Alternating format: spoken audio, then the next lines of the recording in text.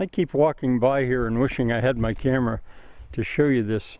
This is an abandoned, in a sense, zanjeria terrace landscape. You can see, well, my son filled this in with sods because he mows here. And but you can see that was the supply. And it went around behind the cherry tree house, clear over to the other side. But below it, there was 1, 2, 3, 4 more zanjas. And you can see by the grass growth that there's a memory of it. The soil's richer there. I'm going to go on trying to explain about using sediment. There's a hatch that volunteered, which is fine. I've got a shovel here, and I'll just shut it off. I want to show you first, and there maybe you can see what I mean about the sorting of the soil. There are hatches that volunteered. I'll fix them. They didn't carry enough soil to make much of a delta down there. Now this is all a new area. I call it a zanjeria. It might also be called an andanaria, I think. A terraced landscape is the closest in English. And this, I'm walking on a place that was bulldozed. Well, yeah, it was bulldozed, but before that it was rubble from a strip mine, iron strip mine. It was up here, uphill of here. Most of these haven't built up. See, I repaired this yesterday, and so they haven't built up much of a delta. It's in pretty good shape, actually. I'm going to climb up on one of those platforms so you can see it from above. Now this is the way it looks with all the leaks. There's a pretty good leak. I mean, good. And there, once again, you can see how that has sorted out the soil. And I'll use the shovel to cast it onto the lower breast, and I'll repair the breach, and it'll breach somewhere else. This is also new, this work. Oh, and I wanted to see if anybody out there knows what this plant is. People would just call it a weed, I'm sure. And I'll know when it gets bigger. And it's going to be one of it may be the dominant plant throughout here. All right, from where I'm standing, you can get a feel for the way that zanjeria.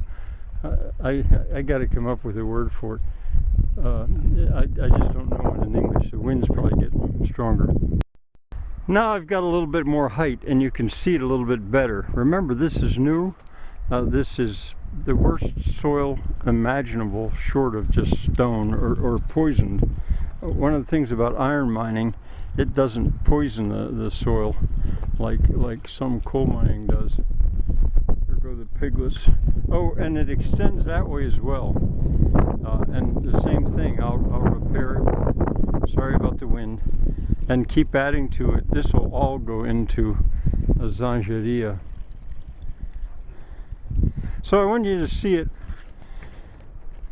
before I adjust it, but it's not going to change very much. I'll just go along and harvest the silt and repair the breaches for them to make new ones. I'm working my way down my zanjeria, that's what I'm going to call it for now. And once again, here is that plant. Now, probably when someone knows it, they're going to say, oh, I know what that is, and that's a noxious weed.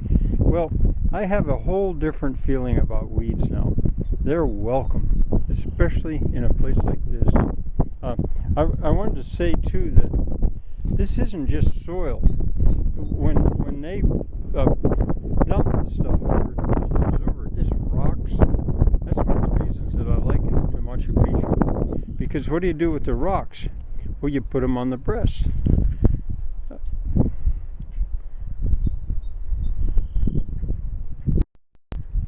Up there it's mostly repaired for today.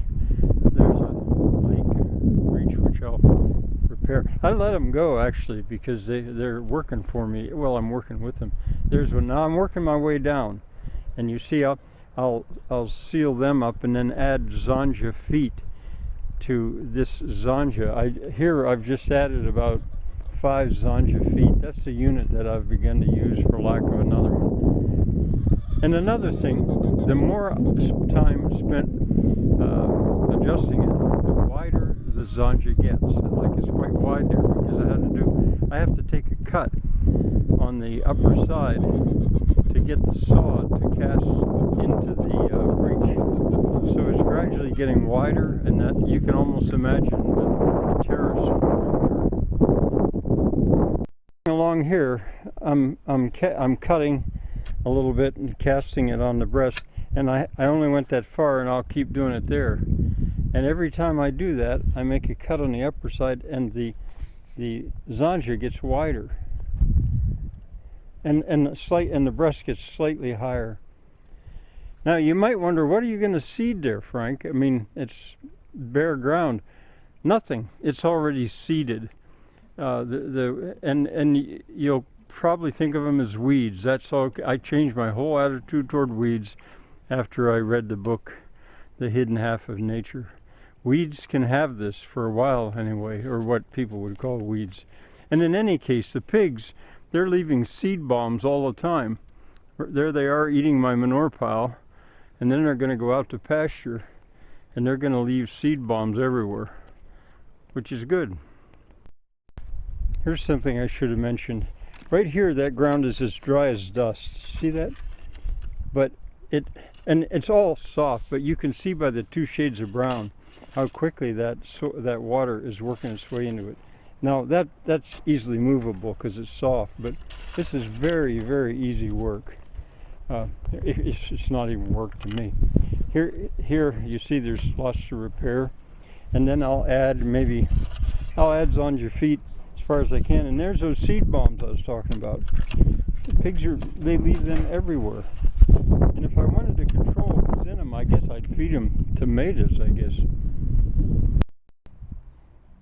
I hope you've heard of terra preta. Well, this is a spot that I burned some pallets. There's nails and stuff in there.